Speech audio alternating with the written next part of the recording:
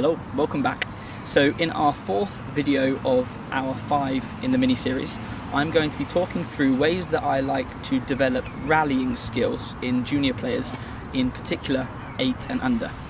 So let's see how I develop rallying skills.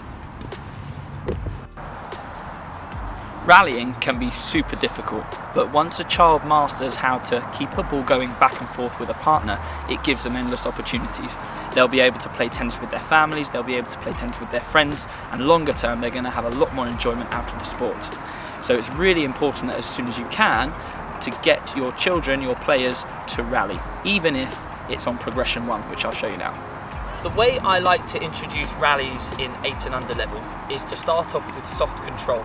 Now, there's nothing worse than a child going onto a court and trying to rally but whacking the ball out the back of the court all the time. So this first one is called self-rally, and what you need to do is start with a nice knee bend, get your strings pointing up to the sky, and we're going to drop the ball, bounce, tap, bounce, tap, bounce, tap.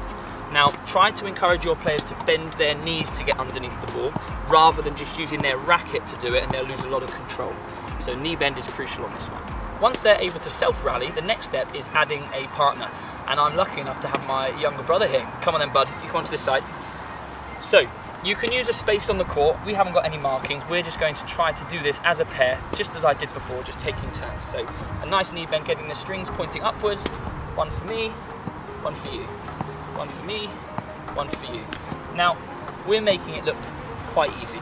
It can be quite challenging. So if it is challenging for the younger players, rather than doing 1 shot each, you could go for 3 so they get a bit of repetition and a little bit of rhythm. So it'll look a bit more like this. So I'll go 1, 2, 3 and then pass, and Buddy will go 1 and 2 and 3 and pass, and so on.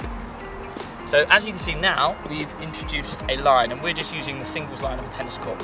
Now the aim of this progression is to try to rally over the line as if it's the net. So we're going to try and get to 10, so we've got our nice low position, strings pointing upwards. 1, 2, 3, 4, 5, 6, more close, 7, 8, 9, 10. Excellent. Now that we can rally over a line, the next obvious progression is to rally over a net. But it's not that easy, it's quite tricky. So I'm going to go through a couple of ways that I like to progress rallies once we get the net involved. So first of all, we're going to do step back rallies. Now these rallies, we have a marker, so I have a marker and Buddy has a marker as well. We're going to stand with our shoes each side, and after each shot we've got to get back to this marker. Now for sake of today, we're going to go for 4-shot rallies. So we're going to go 1, 2, 3 and 4. As we completed our mission, we got 4. We're going to use our tennis racket to measure 1 racket length back.